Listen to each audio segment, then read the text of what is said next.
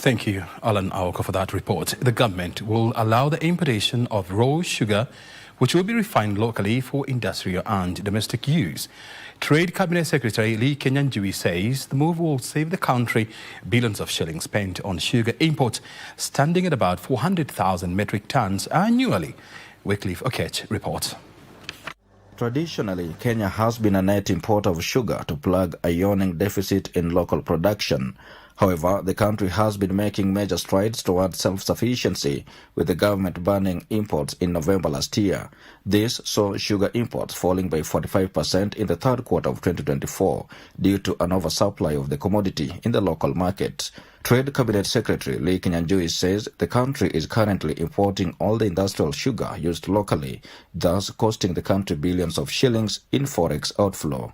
To address this, he said the government will soon open an import window for raw sugar. We will be looking into how we can allow part importation of that raw sugar so that we can have some of the factories, including where we are today, where there's an investment of over 2 billion for a factory that has not worked since 2016.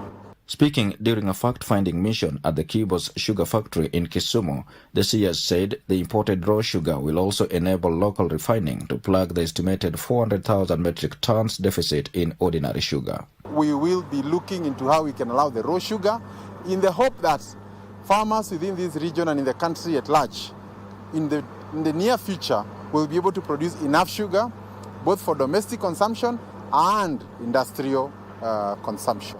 Kinyanjui has challenged the private sector to invest more in sugarcane growing to avoid the periodic closure of sugar factories due to the shortage of cane. And the good thing about sugarcane, it takes a very short time to grow.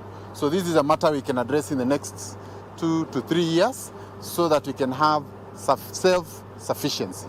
And to save the threatened paper industry, CS Kinyanjui revealed of impending policies barring mass exportation of raw materials used by paper manufacturing factories, which he said is disadvantaging local paper manufacturers.